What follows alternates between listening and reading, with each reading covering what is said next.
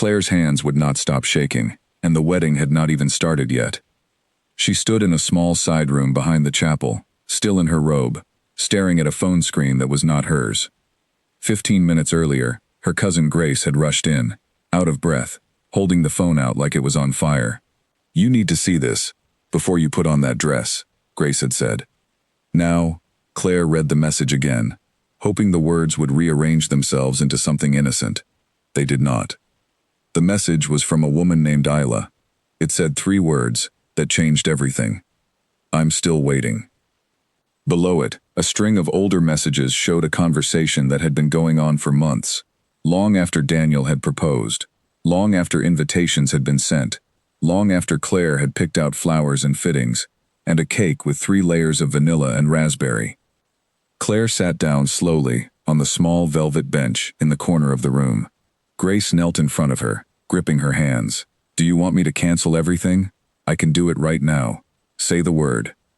Claire did not answer immediately. Outside the door, she could hear the soft murmur of 200 guests taking their seats, the clink of programs being handed out, a string quartet warming up with slow, sweet notes that had once made her feel like she was floating. Now the music sounded like something from a dream she was trying to wake up from. "Give me a minute," Claire whispered. Grace nodded, though her eyes were wet with worry. She stood by the door, phone still in hand, watching her cousin, the way someone watches a candle flame in wind, afraid it might go out. Claire closed her eyes and thought back to 3 years earlier, when she had first met Daniel at a friend's dinner party. He had been charming in a way that felt effortless, asking her questions and actually listening to the answers, laughing at her jokes even when they were not particularly funny. Within 6 months, he had become the center of her world. Within a year, he had proposed on a beach at sunset, with her parents secretly watching from a distance, cameras ready. Everyone had said they were the perfect couple. Even strangers commented on how well they fit together, how Daniel's calm nature balanced Claire's quick wit. But calm, Claire now realized, could also be a mask. She scrolled further back through the messages Grace had found, and her stomach turned. There were messages from a year ago, 2 years ago. Isla was not a stranger. She was someone Daniel had known before Claire, someone he had told Claire was just an old friend from university. The messages painted a different picture.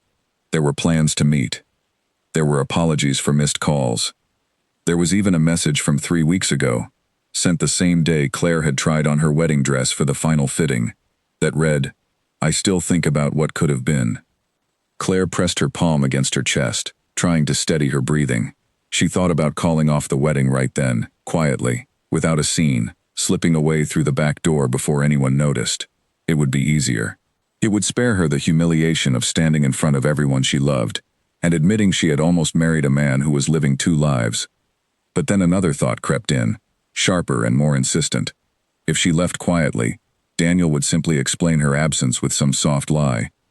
He would tell people she got cold feet, that she was overwhelmed, that she needed space. He would still get to stand at that altar, looking wounded and patient, gathering sympathy, while the truth stayed hidden in his pocket, like a folded note nobody else would ever read. Claire stood up. Her legs were unsteady, but her mind, for the first time in an hour, felt clear. "I'm not canceling it," she told Grace. Grace blinked. "What do you mean, Claire? You just read." "I know what I read," Claire said, her voice quiet but firm. "I'm still getting dressed. I'm still walking down that aisle. But I am not marrying him." Grace opened her mouth to argue, then closed it again, understanding slowly dawning on her face. "You want to do this in front of everyone." "He wanted an audience for his wedding," Claire said. "He can have one for the truth, too." The next 20 minutes passed in a strange, dreamlike rush. Claire's mother, Helen, arrived to help her into the dress, chatting cheerfully about the weather and the flowers, completely unaware of the storm that had just passed through her daughter's chest. Claire let her mother believe, for now, that everything was fine. She needed a few more minutes before the truth came out, minutes to gather herself, to plan exactly what she would say and how she would say it. As the dress settled over her shoulders, Claire caught her reflection in the mirror. She looked, for all the world, like a bride ready for the happiest day of her life. The irony was almost too much to bear. Helen smoothed the fabric at Claire's waist and smiled. "You look like a dream, sweetheart. Daniel is a lucky man." Claire met her mother's eyes in the mirror and forced a small smile. "We'll see," she said softly, and Helen, mistaking it for nervous bride's humor, laughed and patted her shoulder. Down the hallway, in another room, Daniel was adjusting his tie, laughing with his groomsmen, utterly unaware that his careful arrangement of two separate lives was about to collapse in front of everyone he knew. He had spent months managing both women with practiced ease, telling Claire what she needed to hear, and telling Isla what she needed to hear, believing, as men like him often do, that he could keep both stories running forever, without either woman noticing the seams. Grace stepped out to find Claire's father, Peter, who was pacing near the chapel entrance, checking his watch every few seconds. When Grace explained, quickly and quietly, what she had found, Peter's face went pale, then hard, then strangely calm. "Does she want me to say something?" he asked. "She wants to say it herself," Grace replied. "She just wants you to walk her down that aisle like nothing happened." Peter exhaled slowly, his jaw tightening. It was, without question, the hardest walk he would ever take with his daughter, but he nodded. "Then that's what we'll do." Inside the chapel, the string quartet finished its final warm-up piece, and the officiant, a soft-spoken man named Edward, glanced toward the back doors, signaling that it was almost time. Guests settled into their seats. Daniel's mother dabbed at her eyes with a handkerchief, already emotional. Daniel's best friend, Oliver, leaned over and whispered a joke that made Daniel laugh, easy and confident, a groom without a single doubt in his mind. Claire stood at the back of the chapel a few minutes later, her arm looped through her father's, the heavy wooden doors closed in front of them. Grace stood just behind her, adjusting the train of the dress one final time, her hands trembling slightly more than Claire's now. "Are you sure about this?" Grace whispered. Claire looked straight ahead at the doors, picturing what waited on the other side. 200 guests, flowers, candlelight, and a man who had built his happiness on a foundation of lies. She thought about all the women who had discovered such truths too late, after the rings were exchanged, after the paperwork was signed, after years had been poured into a marriage built on sand. She was not going to be one of them. "I've never been more sure of anything," Claire said. The doors opened. Sunlight streamed in through the tall windows, catching the edges of white flowers lining the aisle. Every head turned. A soft, collective sigh moved through the crowd at the sight of the bride. Radiant, poised, seemingly perfect, the quartet began the processional, slow and elegant, and Claire began to walk. Each step felt heavier than the last, not from grief, but from the sheer weight of what was coming. She kept her eyes forward, past the rows of smiling faces, past her future mother-in-law already crying happy tears, past Oliver giving Daniel an encouraging nudge, until finally, her gaze settled on Daniel himself. He was smiling at her the way he always did, warm and certain, utterly convinced that nothing in the world could go wrong on this particular afternoon. Claire searched his face for any flicker of guilt, any sign that he suspected his secret had been uncovered. There was none. He believed completely that he had gotten away with it. Claire's father squeezed her arm gently as they reached the altar, a silent question passing between them. She nodded, almost imperceptibly, and he placed her hand into Daniel's before stepping back to sit beside Helen, his own hands clenched tightly in his lap. Daniel leaned in slightly. "You look beautiful," he whispered, and for a fraction of a second, old habits nearly made Claire smile back at him, out of pure reflex. Instead, she held his gaze steadily and said nothing. Edward, the officiant, opened his small leather book and cleared his throat, ready to begin the ceremony that everyone in that chapel believed would end in vows, rings, and a lifetime commitment. He smiled warmly at both of them and began the opening words of welcome, unaware that within moments, everything in that room was about to change. Claire felt the ring on her finger, the one Daniel had slipped on during the engagement, suddenly feel impossibly heavy, as though it carried the weight of every message she had read that morning. She glanced once more at the crowd, at her mother's proud smile, at her father's tense jaw, at Grace standing just off to the side, phone still tucked carefully in her clutch as evidence, ready if needed.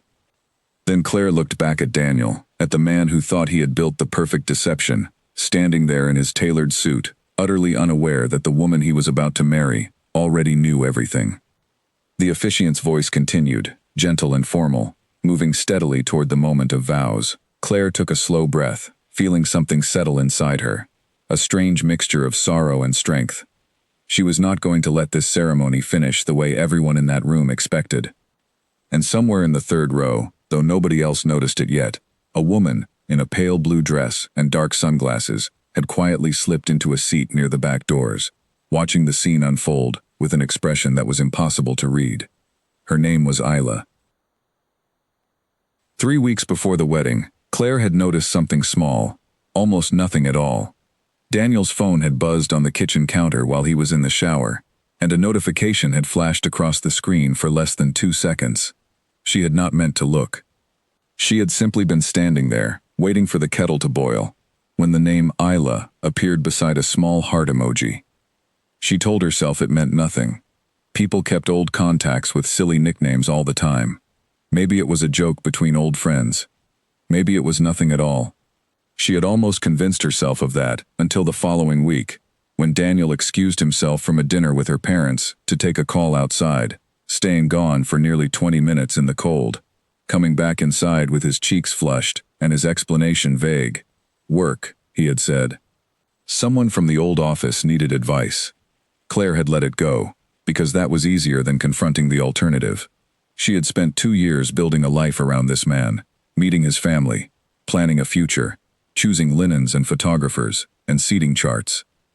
Doubt, once it took root, threatened to knock all of that down, and Claire was not ready to lose the life she thought she had built. It was Grace who first said the words out loud, over coffee one Sunday morning, careful and gentle, the way one might approach a frightened animal. Have you ever met this Isla person? Daniel mentions her sometimes, doesn't he? Claire had shrugged it off. She's an old university friend. He barely talks to her. Grace had studied her cousin's face for a long moment before speaking again.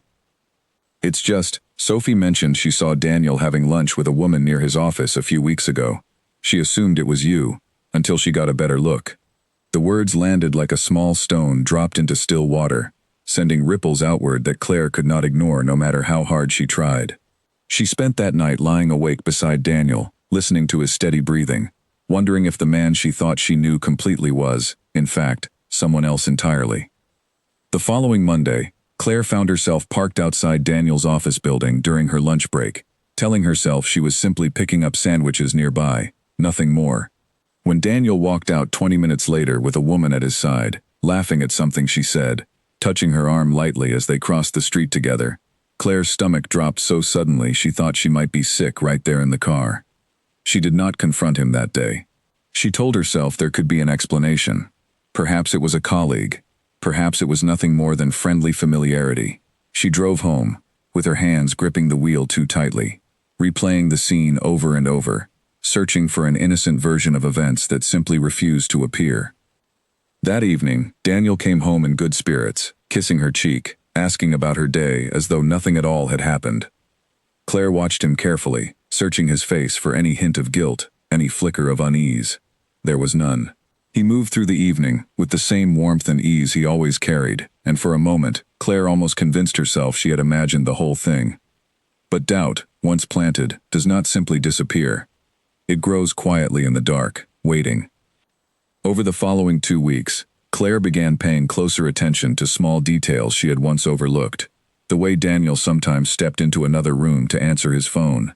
The way he occasionally seemed distracted at dinner, his thumb moving absently over his phone screen, even when no message had arrived. The way his answers, when she asked about his day, grew shorter and vaguer the closer the wedding approached. She told herself she was imagining patterns where none existed, that wedding stress could make anyone behave strangely. She wanted, more than anything, to believe that the life she had built with Daniel was solid, unshakable, real. It was Grace, again, who pushed the matter further, this time with more urgency.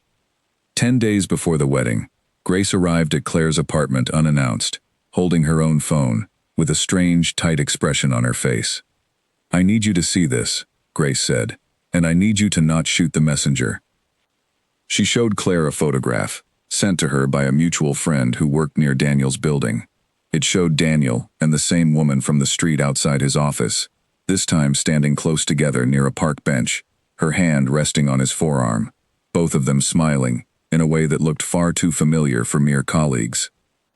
Claire stared at the photograph for a long time, feeling something inside her chest crack quietly, like ice beginning to split beneath weight it could no longer bear. "Who is she?" she finally asked, though some part of her already suspected the answer. "Her name is Isla," Grace said softly.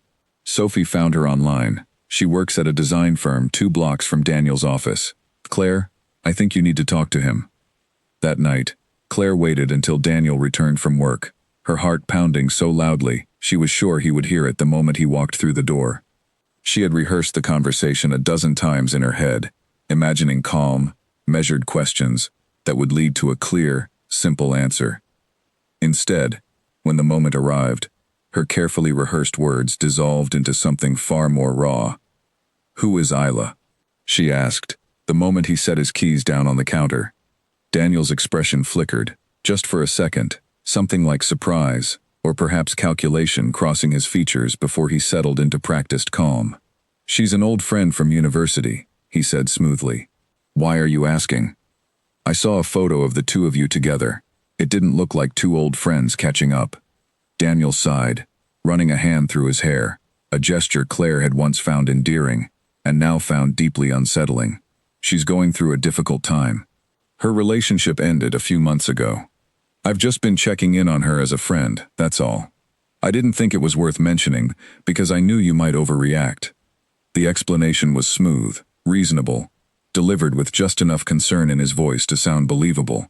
Claire wanted desperately to accept it, to let the tension in her chest ease, to return to the comfortable rhythm of wedding preparations and shared dreams, and so, against every instinct whispering caution in the back of her mind, she nodded slowly. "Just be more careful," she said quietly. "It doesn't look good, especially right before the wedding." Daniel crossed the room and wrapped his arms around her, pressing a kiss to the top of her head. "I love you," he murmured.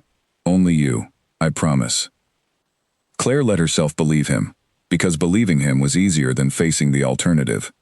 She told Grace the next day that everything had been explained, that there was nothing to worry about, that Daniel had simply been a supportive friend to someone going through a hard time. Grace listened, nodded, and said nothing more, though her expression suggested she remained unconvinced. For the following week, life returned to its previous rhythm. Wedding preparations continued at their usual frantic pace, dress fittings and menu tastings, and final calls with the florist. Claire allowed herself to relax back into the comfortable certainty she had built her life around, pushing the photograph and the strange phone notifications into a quiet corner of her mind, where she did not have to look at them directly. It was Grace, once more, who refused to let the matter rest entirely. 2 days before the wedding, she called Claire with unmistakable urgency in her voice. "I found her number through Sophie. I think we should talk to her directly, just to be sure." Claire hesitated, torn between wanting closure and fearing what that closure might reveal. In the end, curiosity and a persistent unease that refused to fully quiet won out, and she agreed to meet Isla for coffee the following afternoon, telling Daniel only that she was running last-minute wedding errands with Grace. What Claire learned in that meeting would change everything she thought she understood about the life she was about to promise to someone else, forever. The coffee shop Grace had chosen sat on a quiet corner 2 streets away from Daniel's office, small and dimly lit, the kind of place where conversations could unfold without curious eyes wandering over. Claire arrived early, choosing a table near the back, her stomach twisted into knots she could not untangle no matter how many slow breaths she took. Isla arrived a few minutes later, dressed simply, in a gray coat, her dark hair pulled back neatly, looking far more nervous than Claire had expected. For a moment, neither woman spoke. They simply studied each other across the small table, 2 strangers connected by a man neither of them fully understood yet. "Thank you for meeting me," Claire finally said, her voice steadier than she felt. Isla nodded, wrapping both hands around her cup as though seeking warmth, or perhaps courage. "I wasn't sure you would want to. I imagine this is strange for you." "It's strange for both of us, I think," Claire replied. There was a long pause before Isla spoke again, choosing her words with visible care. "I need you to know that I didn't know about the wedding until 3 months ago. Daniel told me, when we first started talking again, that his relationship with you had ended. He said you two had separated months earlier, and that he was only staying in touch for practical reasons, sorting out shared finances and an apartment lease." Claire felt the floor tilt slightly beneath her. "We were never separated. We've been together the entire time. We're getting married in 2 days." Isla's face went pale, her hands tightening around the cup. 2 days, she repeated softly, almost to herself. "He told me the wedding wasn't happening. He said you had called things off months ago, that you two were staying friendly for the sake of your families, that the wedding planning I occasionally saw mentioned online was simply something you hadn't gotten around to canceling." The two women sat in silence for a long moment, each absorbing the shape of a lie that had been carefully built to protect a man who was, evidently, running 2 entirely separate lives at once. Claire's mind raced backward through months of small inconsistencies, sudden calls, vague explanations, all of it clicking into place with sickening clarity. "How long have you two been talking?" Claire asked quietly. Isla exhaled slowly, guilt and confusion mixing plainly across her features. "We dated years ago, before he met you. We stayed in touch as friends for a long time, nothing more. About 8 months ago, he reached out again, said he was going through a difficult time, said things with you had grown distant. We started talking more regularly. Then a few months ago, he told me you two had ended things completely. I know that sounds naive now, but I believed him. I had no reason not to." Claire studied the other woman's face carefully, searching for any sign of deception, any hint that this was a rehearsed performance, rather than genuine confusion. She found none. Isla appeared, if anything, just as blindsided as Claire herself, perhaps even more so.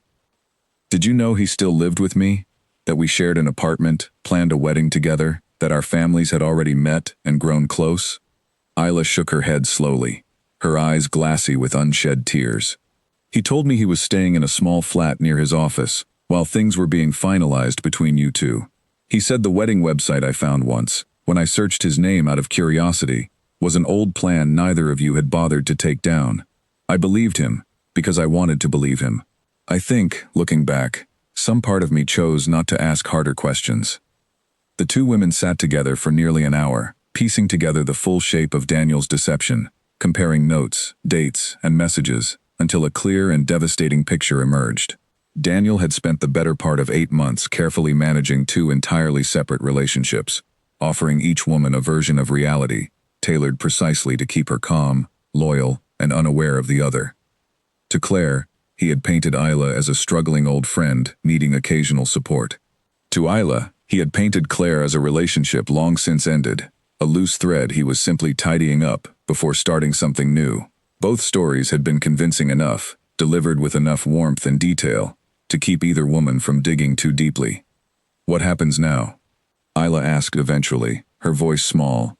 Claire looked down at her untouched coffee, now cold in its cup, and felt something shift inside her, a quiet but unmistakable resolve beginning to take shape, where confusion and heartbreak had been sitting only moments before. "I have a wedding in 2 days, she said slowly. 200 guests. A venue we can't get our deposit back from at this point. My parents have already flown relatives in from out of the country." Isla's eyes widened slightly. "You're still going to marry him?" "No," Claire said firmly. "I am not going to marry him, but I am not going to let him quietly cancel things behind the scenes either, disappearing before anyone learns the truth, allowing him to walk away from this with his reputation intact, and mine painted as some anxious bride who got cold feet." Thyla studied her for a long moment, something like respect slowly replacing the earlier guilt in her expression. "What are you going to do?" Claire allowed herself a small, humorless smile.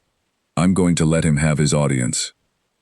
They spent the remaining time exchanging phone numbers, screenshots, and dates, quietly building an undeniable record of Daniel's deception that neither smooth words nor charming explanations could talk their way out of. Isla, though shaken by her own role in events she had not fully understood, agreed to keep the messages and photographs available, in case Claire needed proof beyond her own testimony. Before they parted ways outside the coffee shop, Isla hesitated, then spoke one final time. "For what it's worth, I am truly sorry.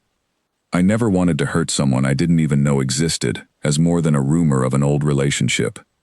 Claire nodded slowly. You didn't do this to me. He did. Walking back to her car, Claire felt strangely lighter, despite the devastating weight of what she now carried. The uncertainty that had plagued her for weeks had finally resolved into something clear and undeniable. She no longer had to wonder whether her instincts were wrong, whether she was imagining problems where none existed. The truth, however painful, was solid ground beneath her feet after weeks of standing on uncertain sand. That evening, she returned home to find Daniel waiting, with dinner already prepared, candles lit on the table, a bottle of wine open and breathing. He smiled warmly as she walked in, utterly unaware that his careful architecture of lies had just been discovered by the very two women he had spent months managing so carefully. How were the wedding errands? He asked, pulling out her chair. Claire sat down slowly, studying his face, searching for any trace of the man she thought she had known, versus the one she now understood him to be. Productive, she said simply. I got everything I needed. Daniel smiled, entirely oblivious, and poured her a glass of wine, chatting easily about final wedding details, seating arrangements, and his excitement for the ceremony ahead, never once suspecting that the woman across the table from him already knew the truth he had worked so hard to bury. Claire smiled back, playing her part carefully, giving nothing away. She had 2 days left to decide exactly how she wanted the truth to come out, and she intended to make sure it happened in a way Daniel would never see coming, in front of everyone who mattered, at the precise moment he believed he had finally gotten away with everything. The day after her meeting with Isla, Claire woke up early, her mind already sharp and focused, despite a restless night of very little sleep. She had spent hours turning the situation over in her thoughts, weighing every possible path forward, before finally settling on the plan she now intended to carry out. Her first call that morning was to Grace, who answered on the second ring, sounding as though she too had barely slept. Well? Grace asked immediately. How did it go? Claire explained everything. The confirmed affair, the parallel life Daniel had built, the calm and steady resolve that had settled over her once the truth became undeniable. Grace listened quietly, gasping once or twice, before finally asking the question Claire had been expecting. So, what do we do? Do we tell your parents now? Do we cancel everything today? No, Claire said firmly. Not yet.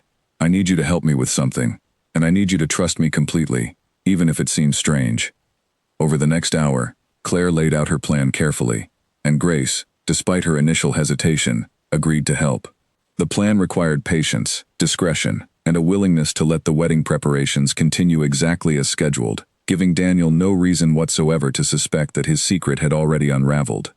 That afternoon, Claire met with her mother, Helen, for what was supposed to be a simple discussion about final seating arrangements. Helen chatted happily about the flowers, the menu, and the arrival of relatives from out of town, entirely unaware of the storm building quietly beneath her daughter's calm exterior. You seem distracted, sweetheart, Helen observed at one point, studying Claire's face carefully. Wedding nerves? Claire forced a small smile. Something like that. She desperately wanted to tell her mother everything, to seek comfort in the familiar embrace of a parent's understanding. But she held back, knowing that involving her parents too early risked complicating a plan that required precise timing and quiet patience. Instead, she simply nodded along, letting her mother believe that ordinary nerves explained her distant mood. That evening, Daniel came home cheerful and relaxed, discussing his plans with his groomsmen, his upcoming schedule for the final day before the wedding, entirely unaware that Claire now watched him with new eyes, cataloging every small gesture and expression, searching for patterns she had previously overlooked. You've been quiet lately, Daniel remarked over dinner, reaching across the table to take her hand. Everything okay? Claire met his gaze steadily. Just tired. Wedding planning takes a lot out of a person. Daniel smiled sympathetically, squeezing her hand. Only one more day, and then we get to relax on our honeymoon. No more planning, no more stress. Claire nodded, forcing herself to maintain the calm exterior she had carefully constructed, though inside, something cold and clear had settled where warmth for this man used to live. She studied his face as he spoke, searching for even the faintest trace of guilt or hesitation, and found only easy confidence. the practiced calm of a man who believed completely that he had successfully balanced two separate lives without either woman ever discovering the truth. The following morning, the day before the wedding, Claire met privately with Isla one final time, this time at Isla's apartment rather than a public coffee shop.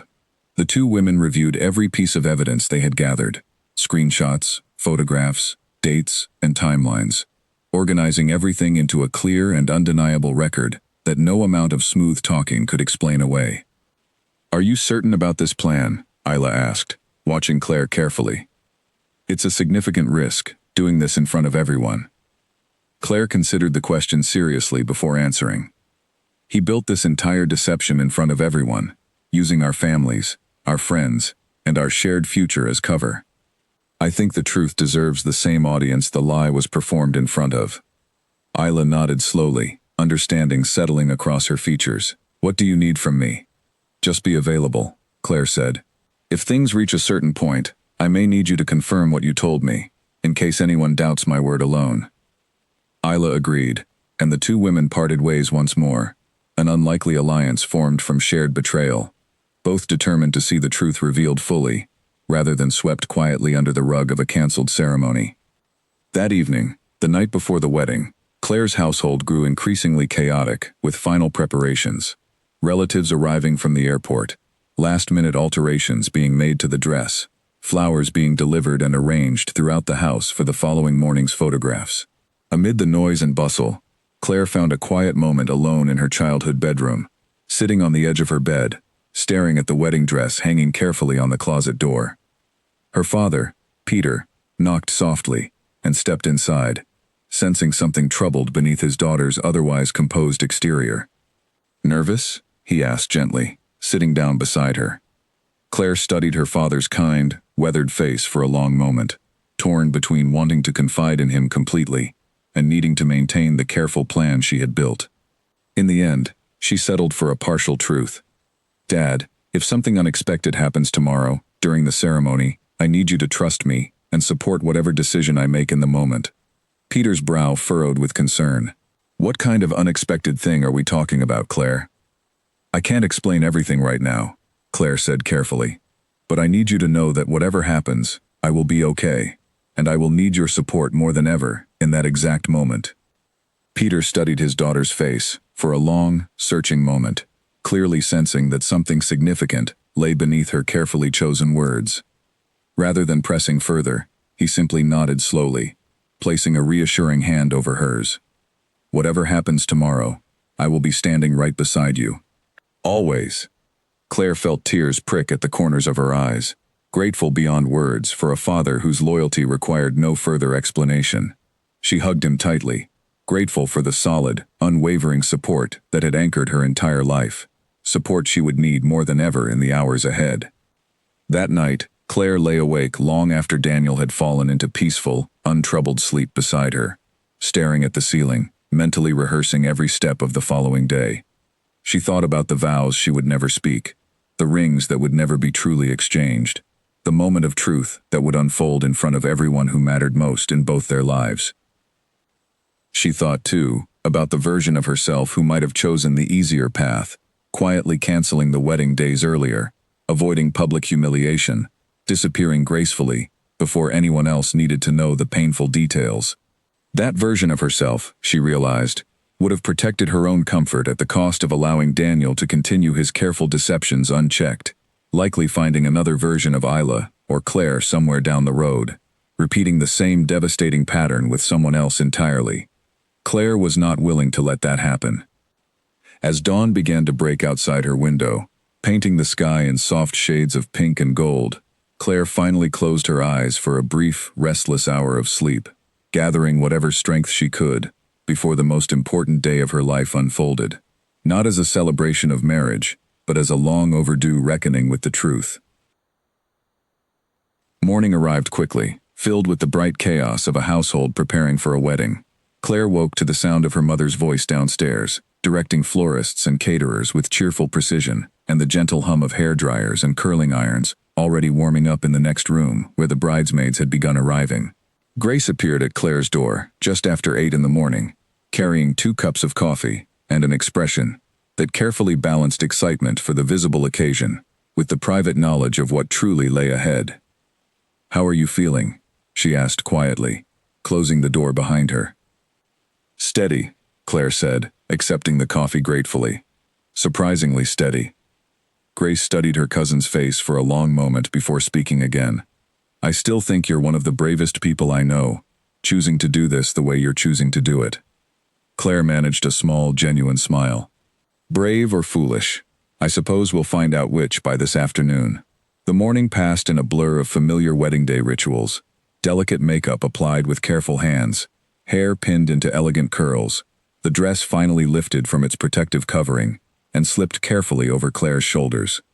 Throughout it all, Claire maintained the composed exterior she had practiced the night before, smiling for photographs, laughing at her bridesmaids' jokes, playing the part of a joyful bride so convincingly that even Grace occasionally forgot, for brief moments, the truth simmering beneath the surface.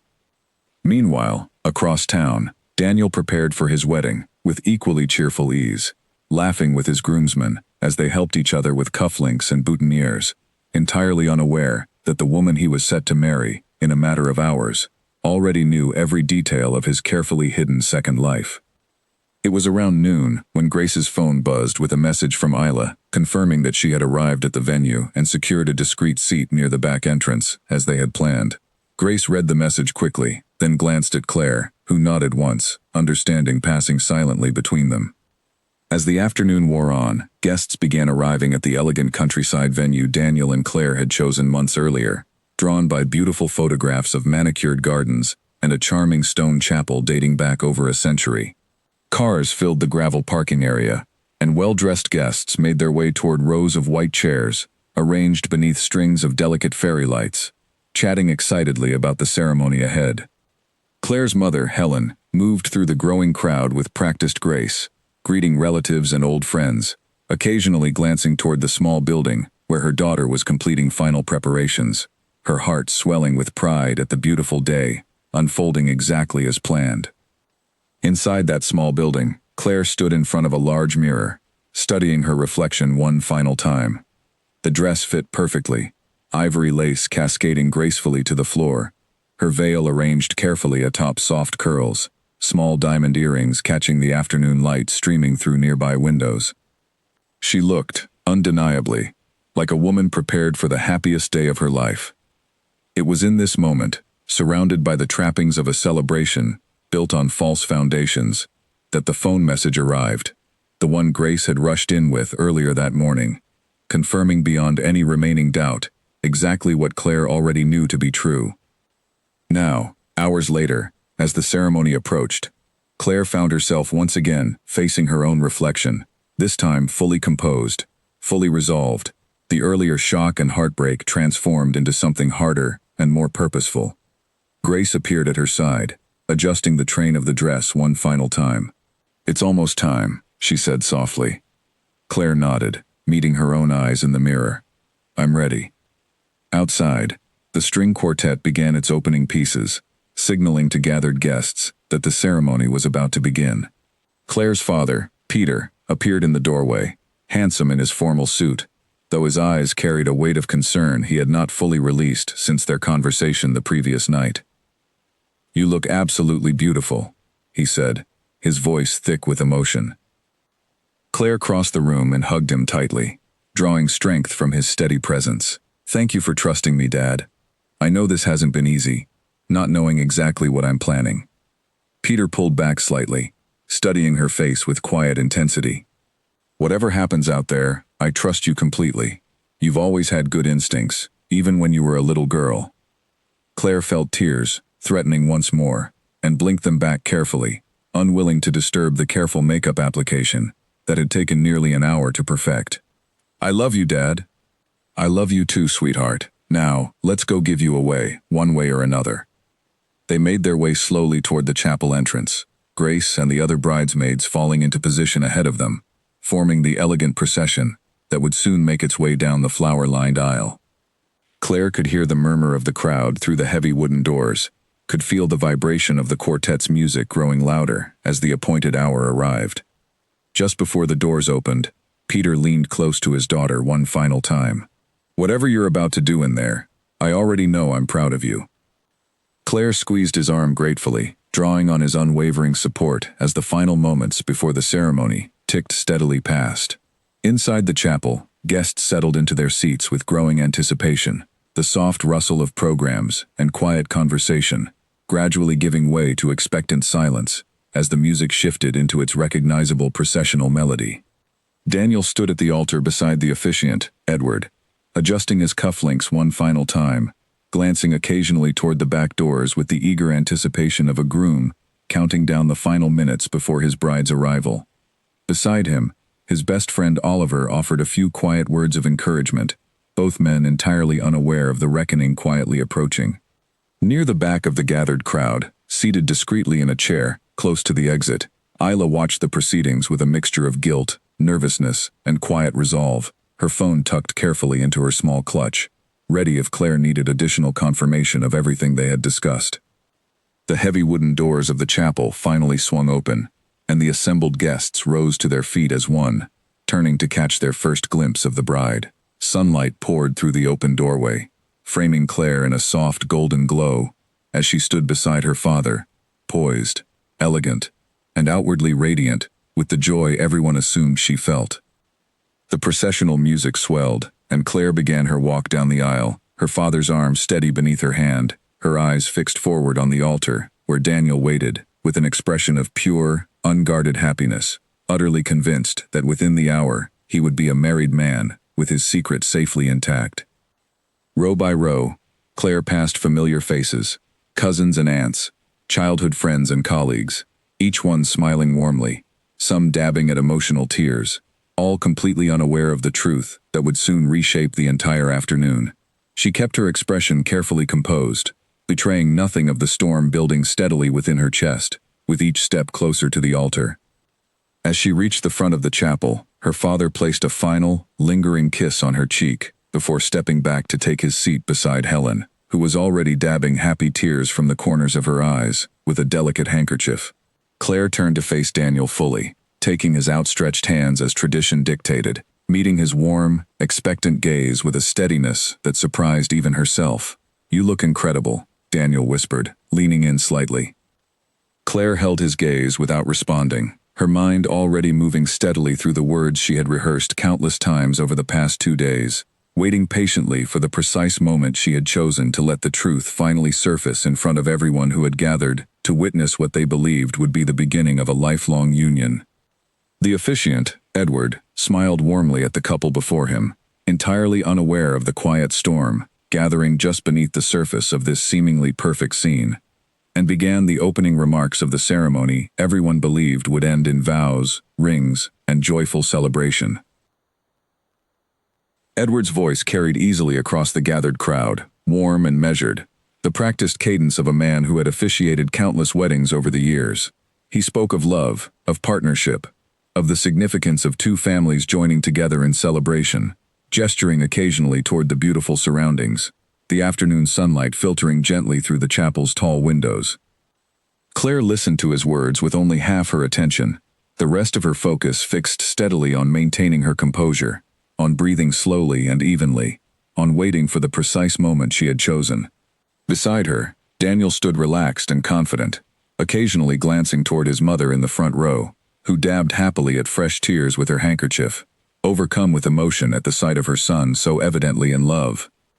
Edward continued, moving through the traditional opening passages with practiced warmth. "Marriage is built upon trust," he said, his voice carrying easily to the back rows.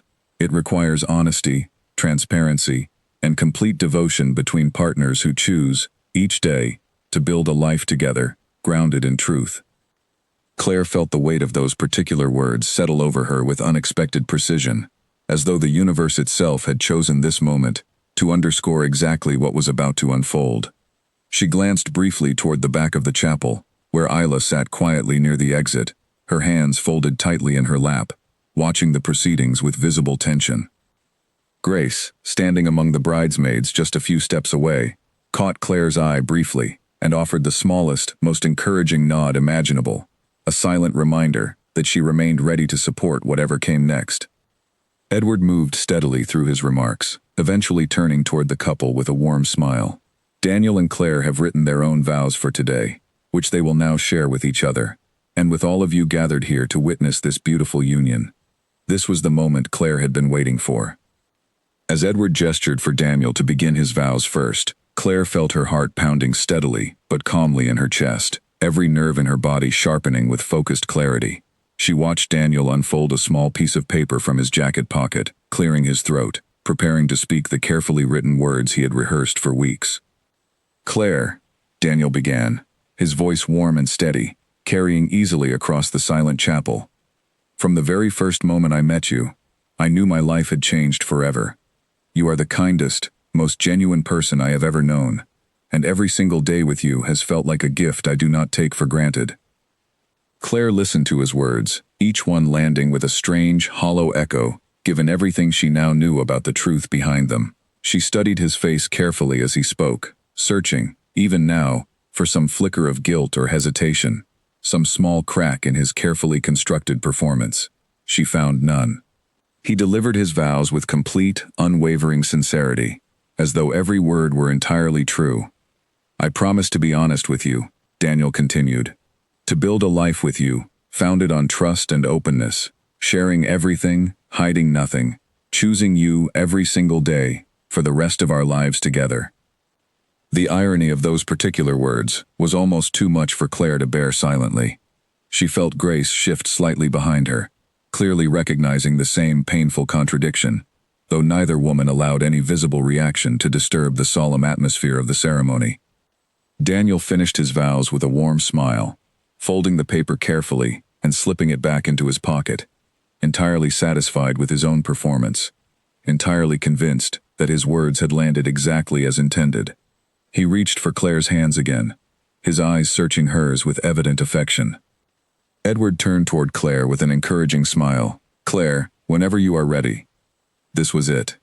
Claire took a slow, steadying breath, feeling the weight of 200 pairs of eyes settle upon her, waiting expectantly for her own carefully written vows. Instead of reaching for a folded piece of paper, however, Claire simply held Daniel's gaze steadily, her expression calm and composed in a way that seemed, for the first time, to send a small flicker of uncertainty across his previously confident features. "Daniel," she began, her voice carrying clearly and steadily across the silent chapel, "I want to talk about honesty too, since you mentioned it so beautifully in your own vows." A ripple of confusion moved subtly through the gathered guests, a few exchanging puzzled glances, sensing something slightly different in Claire's tone, though most simply assumed this was merely her own unique approach to the traditional vows. "You spoke about building a life together founded on trust, about sharing everything and hiding nothing," Claire continued, her voice remaining steady despite the growing tension visibly building in Daniel's expression. "I wish that had been true for the past 8 months." Daniel's confident smile faltered slightly, his eyes narrowing with sudden uncertainty. "Claire, what are you—" "I'm not finished," Claire said, her voice firm but calm, carrying easily across the now completely silent chapel.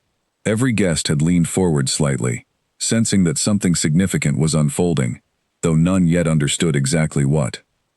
Helen, in the front row, exchanged a worried glance with Peter, who reached over and took her hand firmly, his own expression carefully neutral, though his eyes carried the quiet knowledge that whatever was about to happen had his full, unwavering support. Claire released Daniel's hands slowly, taking a small step back, creating distance between them, as she continued speaking, her voice steady and clear enough that every single guest in the chapel could hear each word distinctly. "3 weeks ago, I discovered messages on your phone, from a woman named Isla," Claire said, watching Daniel's face drain of color, as the reality of the situation finally dawned upon him. "Messages that made it very clear you have been maintaining a relationship with her for the past 8 months.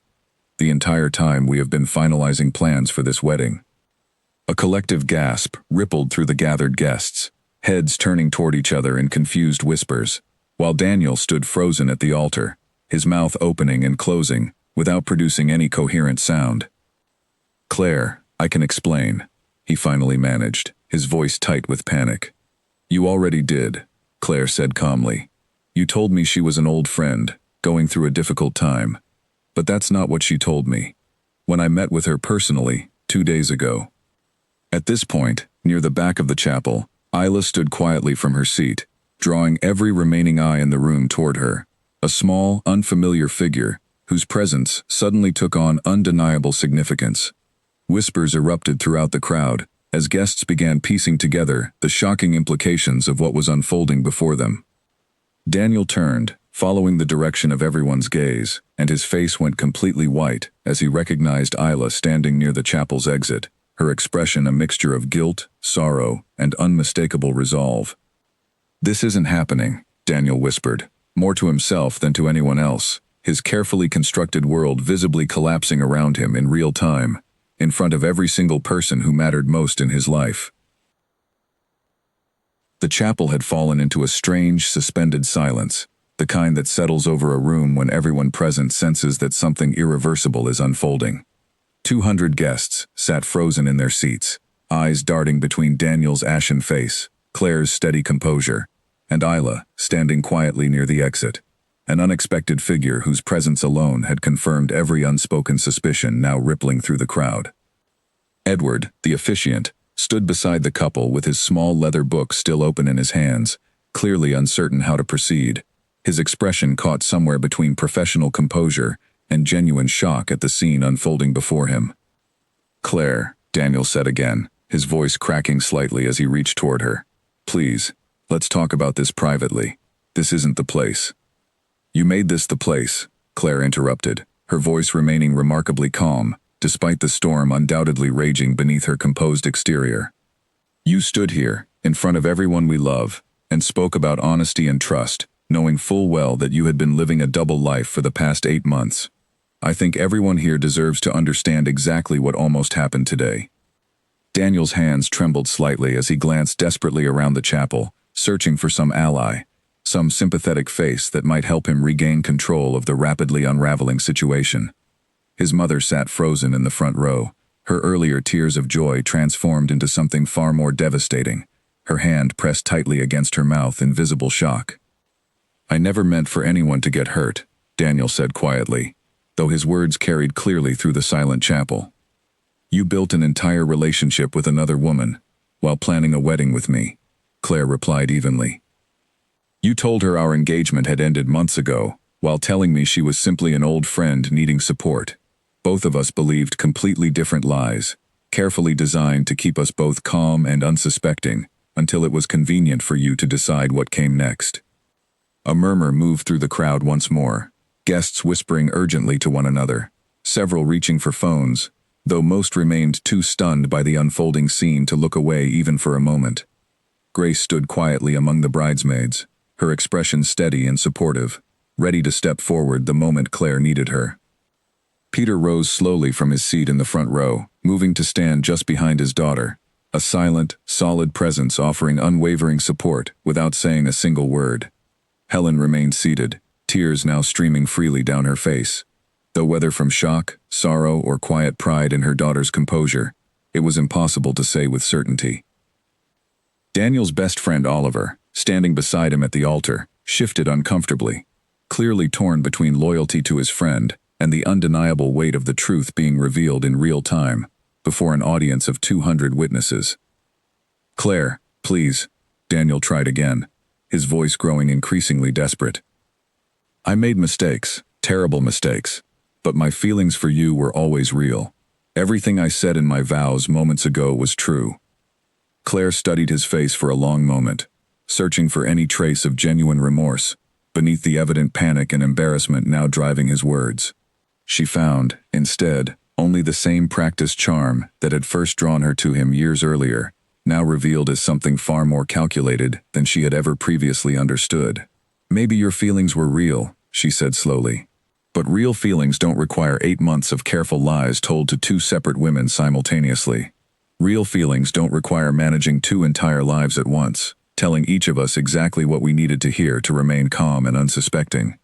She reached down slowly, taking hold of the engagement ring Daniel had given her years earlier, still resting on her finger beneath the wedding band she had never actually received, since the ceremony had halted before that particular exchange could occur. With deliberate, steady movements, Claire slid the ring free and held it out toward him. "Find another bride," she said clearly, her voice carrying easily across the completely silent chapel, each word landing with unmistakable finality. "Because I am not going to be the woman who discovers, 5 years from now, after children and shared finances, and an entire life built together, that this pattern simply continued, hidden more carefully each time." Daniel stared at the ring in her outstretched palm, his mouth opening slightly, though no words emerged.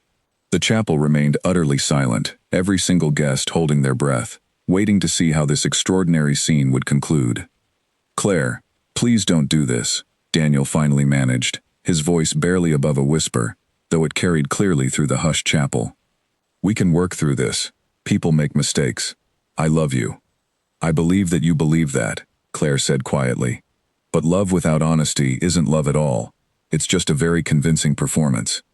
She placed the ring gently into his open palm, closing his fingers around it with a final, deliberate touch, before stepping back completely, putting clear and unmistakable distance between herself and the man she had spent 2 years planning a future alongside.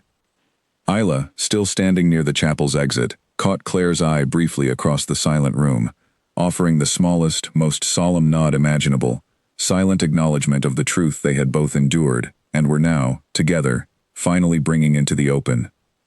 Edward cleared his throat gently, clearly uncertain how to proceed with a ceremony that had, quite obviously, reached its unofficial conclusion well before any actual vows had been formally exchanged.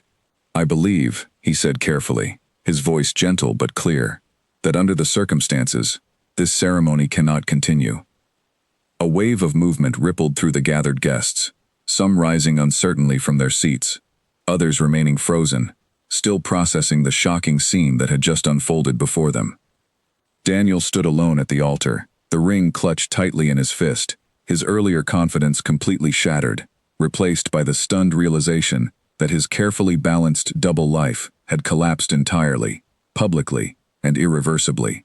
Claire turned slowly, taking her father's offered arm, and together they began walking back down the very aisle she had walked down only minutes earlier, though this time, instead of joyful anticipation, her steps carried the steady, unmistakable weight of someone who had chosen truth over comfort, dignity over convenience, and her own future over a life built upon carefully maintained deception.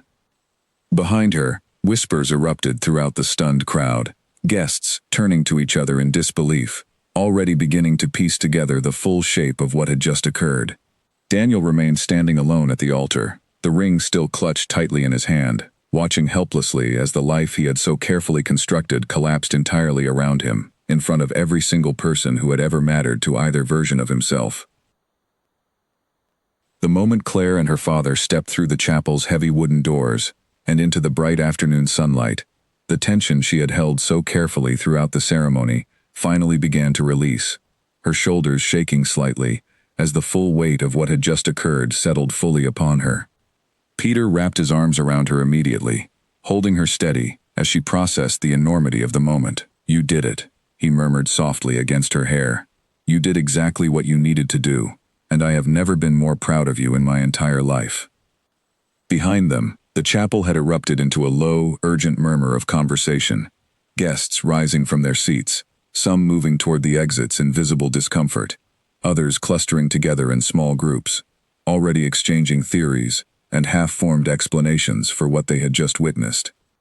Grace emerged moments later, rushing to Claire's side, her own eyes wet with tears, though her expression carried unmistakable pride. "You were incredible in there," she said, embracing her cousin tightly. "Absolutely incredible." Helen followed shortly after, her makeup slightly smudged from earlier tears, though her expression had shifted from shock into something resembling fierce maternal protectiveness. She pulled Claire into a tight embrace without a single word, simply holding her daughter close for a long, silent moment. "I'm sorry, Mom," Claire whispered eventually. "I know this wasn't the wedding you were expecting to attend today." Helen pulled back slightly, studying her daughter's face with unmistakable warmth. "Sweetheart, you just showed every single person in that chapel exactly what strength and self-respect look like. I could not be more proud if you had actually gotten married today." Inside the chapel, chaos continued to unfold as guests slowly filtered out into the afternoon sunlight, whispering urgently among themselves. Several approaching Daniel's mother, with careful, sympathetic words, though her expression remained largely unreadable, caught somewhere between shock and quiet devastation at her son's exposed deception. Daniel himself remained inside for several long minutes, standing frozen near the altar, before finally moving slowly down the now empty aisle. His earlier confidence completely evaporated, replaced by the hollow expression of a man watching his carefully balanced world collapse in real time. Oliver, his best friend, caught up with him near the chapel entrance, placing a hand on his shoulder, though his expression carried more disappointment than genuine sympathy. "Daniel, what happened in there? Is it true? Everything Claire said?" Daniel opened his mouth to offer some explanation, some carefully worded defense of his actions, but found that no words emerged capable of adequately addressing the scope of what had just been revealed. He simply shook his head slowly, unable to meet his friend's questioning gaze. Outside, near the parking area, Isla stood quietly beside her car, watching the scene unfold from a respectful distance, her own emotions a complicated tangle of guilt, relief, and quiet vindication. She had not come to the wedding seeking confrontation or revenge, only clarity, and in helping Claire reveal the truth, she had found a strange, unexpected sense of closure regarding her own painful chapter with Daniel. Grace approached her carefully. "Thank you for coming today," she said sincerely. "I know that couldn't have been easy." Isla nodded slowly. "I needed to see the truth revealed as much as Claire did. Otherwise, I think some part of me would have spent years wondering if I had imagined the whole situation. Or worse, wondering if I was somehow the only one being deceived." "You weren't," Grace said gently. "Neither of you were." As the wedding venue slowly emptied of confused, whispering guests, caterers began quietly clearing away untouched appetizers and champagne glasses, meant for a celebration that would never occur, the beautiful flower arrangements now standing as strange, silent witnesses to an entirely different kind of ending than anyone had anticipated that morning. Claire, surrounded by her closest family and friends, made her way slowly toward a private room near the venue's entrance, still dressed in her wedding gown, though the joyful anticipation that had accompanied her earlier that day had been replaced by something calmer, steadier, and undeniably her own. "What happens now?" Grace asked quietly, once they had settled into the quiet privacy of the small room. Claire considered the question seriously, staring at her own reflection in a nearby mirror, studying the woman looking back at her with newfound clarity. "Now I figure out who I am without him. I think that's long overdue." Helen sat beside her daughter, taking her hand gently. "You'll figure it out, sweetheart. You've already shown remarkable strength today. The rest will come with time." Peter stood near the doorway, watching his daughter with quiet, unwavering pride, grateful beyond words that she had trusted her own instincts rather than allowing herself to be talked out of the truth she had uncovered. "Whatever you need, whenever you need it, we are right here," he said firmly. Claire looked around at the small circle of loved ones who had gathered protectively around her, feeling, despite the devastating events of the day, an unmistakable sense of gratitude for the unwavering support surrounding her. She had lost the future she thought she wanted, certainly, but she had gained something far more valuable in its place: undeniable clarity about her own worth, and the courage required to protect it. Outside, in the parking area, Daniel sat alone in his car, staring blankly through the windshield, the ring Claire had returned to him, still clutched tightly in his palm.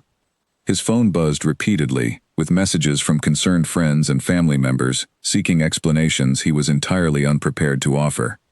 For the first time in longer than he cared to admit, Daniel found himself utterly without a smooth, convincing story, capable of explaining away the truth that had just been revealed so publicly and so completely.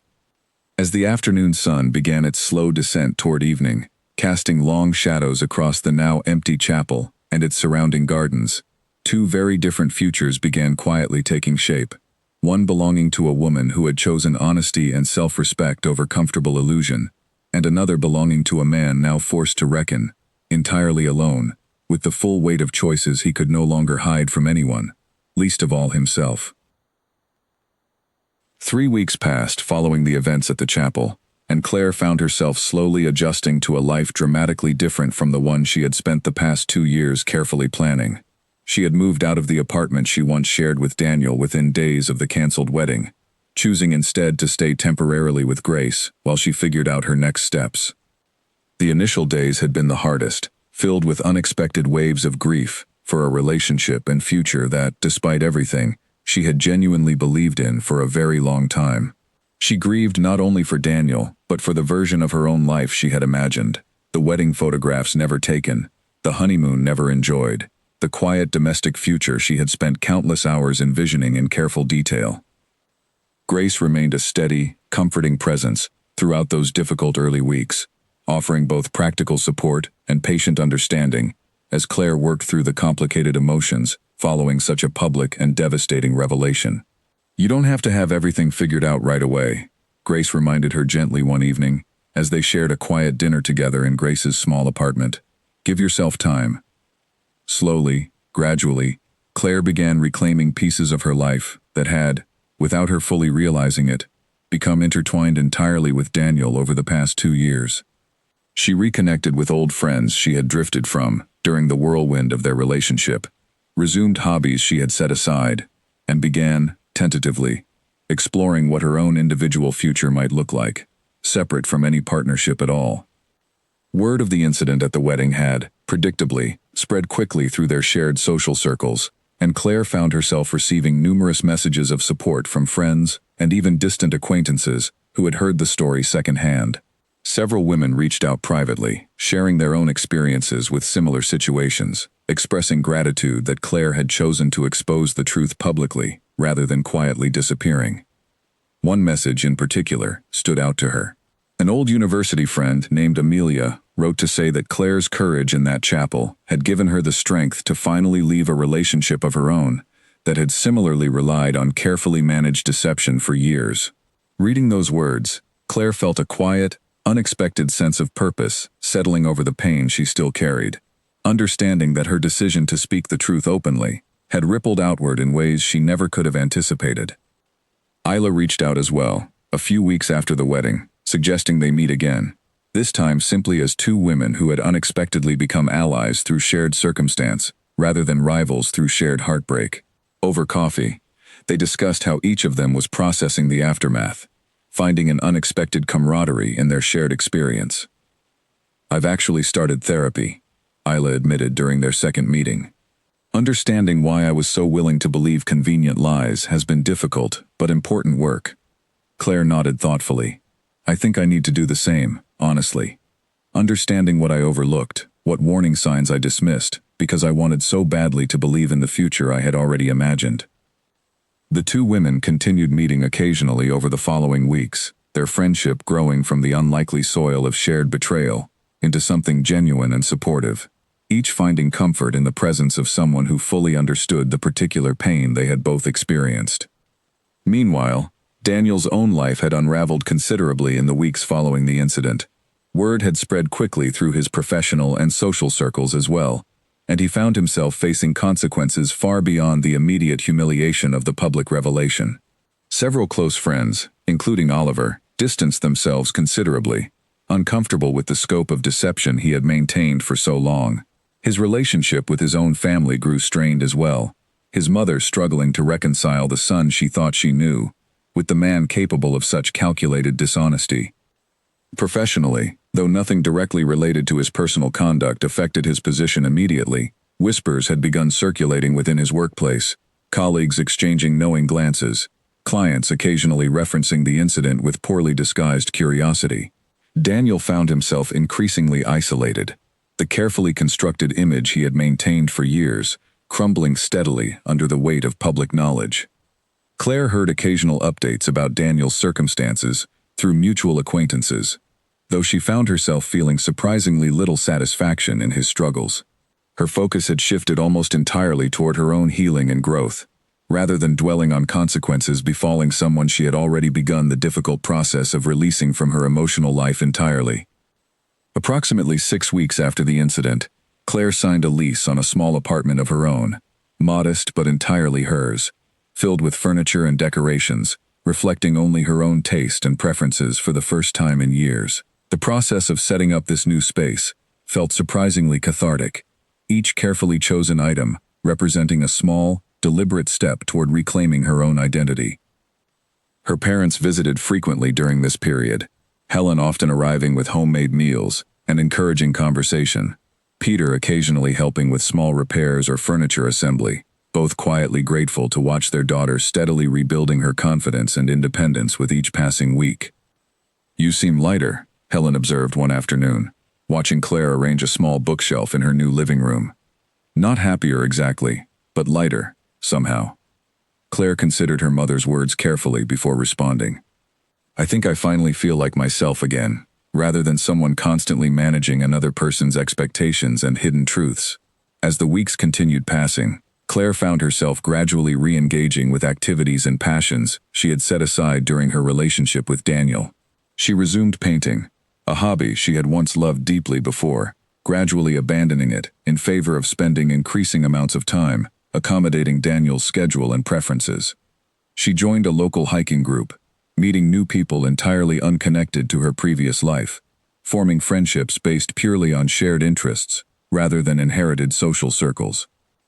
Grace remained a constant, steady presence throughout this entire process, celebrating each small milestone alongside her cousin, whether it was Claire's first solo dinner out since the incident or the completion of her first painting in over 2 years. "You're becoming exactly who you were always meant to be," Grace told her one evening, watching Claire proudly display a finished canvas in her new apartment. "This version of you is remarkable." Claire smiled, genuinely and fully, for what felt like the first time in months. "I couldn't have gotten here without you, Grace, truly." As autumn began settling over the city, bringing crisp air and changing leaves, Claire found herself standing at the threshold of an entirely new chapter, one she had not chosen willingly, but one she had ultimately claimed with courage and unwavering self-respect. The pain of betrayal had not vanished entirely, but it had transformed gradually into something resembling quiet strength, a foundation upon which she now felt ready to build whatever future awaited her next. Nearly a year had passed since the events at the chapel, and Claire found herself, on a bright autumn afternoon, sitting comfortably on a bench in a small park near her apartment, sketchbook resting on her knees, capturing the vibrant colors of changing leaves scattered across the pathway before her. Her life had transformed considerably over the preceding months. The small apartment she had once furnished carefully and deliberately, as a fresh start, had grown into a genuine home, filled with paintings she had completed, photographs of new friendships formed, and a quiet sense of contentment she had once feared she might never fully reclaim. Her career had flourished as well during this period. Claire had thrown herself into her work as a graphic designer with renewed energy and focus, eventually earning a promotion that placed her in charge of leading a small creative team, a role she approached with newfound confidence and clarity of purpose. Her friendship with Isla had continued growing steadily throughout the year, the two women meeting regularly, supporting each other through the ongoing process of healing and rebuilding. Isla had recently begun dating someone new, a kind, straightforward man named Nathan, who worked as an architect, and Claire had been delighted to meet him during a small gathering Isla organized, finding him refreshingly transparent and genuine. "It's strange," Isla admitted during one of their regular coffee meetings, "how something that began so painfully led me toward relationships, both platonic and otherwise, built on such genuine honesty. I don't think I would have recognized the importance of that as clearly, without everything that happened." Claire nodded in agreement, understanding completely. "I think we both learned an important lesson about paying attention to our own instincts, rather than dismissing them simply because the truth feels inconvenient." As for Daniel, Claire had heard, through occasional mutual acquaintances, that he had moved to a different city entirely, seeking, presumably, a fresh start away from the considerable social fallout that had followed the incident. She felt no particular anger toward this information, only a quiet, distant acknowledgement that his path forward was no longer any concern of hers. Grace had remained Claire's closest confidant throughout the entire year, their bond growing even stronger through the shared experience of that difficult period. Recently, Grace herself had become engaged to her longtime boyfriend, a gentle, steady man named Henry, and had asked Claire to serve as her maid of honor, a request Claire had accepted with genuine joy, rather than any lingering hesitation about weddings or relationships in general. "Are you sure you're comfortable helping plan another wedding?" Grace had asked carefully, sensitive to the potential difficulties such a request might present. Claire had laughed genuinely at the question. "Grace, your wedding will be nothing like mine. You and Henry have built something real, something honest. I'm genuinely excited to help you celebrate that."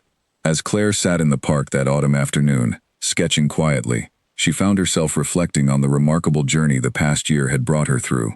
She thought about the woman she had been on that wedding day, the fear and uncertainty she had carried alongside her carefully composed exterior, and the woman she had become since, steadier, more self-assured, deeply attuned to her own worth and instincts. A gentle voice interrupted her thoughts. "That's a beautiful sketch." Claire looked up to find a man standing a few feet away, admiring her artwork with genuine appreciation. He introduced himself as Theo, explaining that he frequently walked through this particular park on his way home from work, and had noticed her sketching on several previous occasions. They talked for nearly 20 minutes that afternoon. An easy, comfortable conversation that flowed naturally, without any of the careful performance or hidden agendas Claire had once, unknowingly, grown accustomed to navigating. Theo mentioned he worked as a veterinarian nearby, and their conversation touched on shared interests in art, hiking, and quiet weekend mornings spent exploring local farmers markets. Before parting ways, Theo asked, with evident though respectful interest, whether Claire might like to grab coffee sometime that week. She found herself agreeing readily, without the anxious second-guessing or careful management of expectations that had characterized so much of her relationship with Daniel. Walking home that evening, Claire felt a quiet, genuine sense of hope settling comfortably alongside the hard-won wisdom she now carried forward into whatever future awaited her. She understood now, with complete clarity, that real love required honesty as its foundation, not merely as a beautifully worded promise recited during a ceremony, but as a consistent, daily choice reflected in actions rather than carefully rehearsed vows. She thought back, one final time, to that moment at the altar, the ring slipping from her finger, her voice carrying steadily across a silent chapel as she spoke words she had never imagined saying on what was supposed to be her wedding day. It had been, without question, one of the hardest moments of her entire life. But it had also been the moment she had chosen herself, fully and completely, over comfortable illusion. That choice, difficult as it had been, had ultimately led her here, to this quiet autumn evening, walking home through familiar streets with a sketchbook tucked under her arm, and genuine hope blossoming steadily in her chest, for the very first time, in longer than she cared to admit. Claire smiled softly to herself, grateful beyond words for the courage she had found in that chapel, and for every difficult step that had led her, ultimately, toward a life built entirely on her own terms, grounded firmly in truth, self-respect, and the quiet, unshakable confidence of a woman who had learned, in the most painful way imaginable, exactly what she deserved, and had refused to settle for anything less ever again.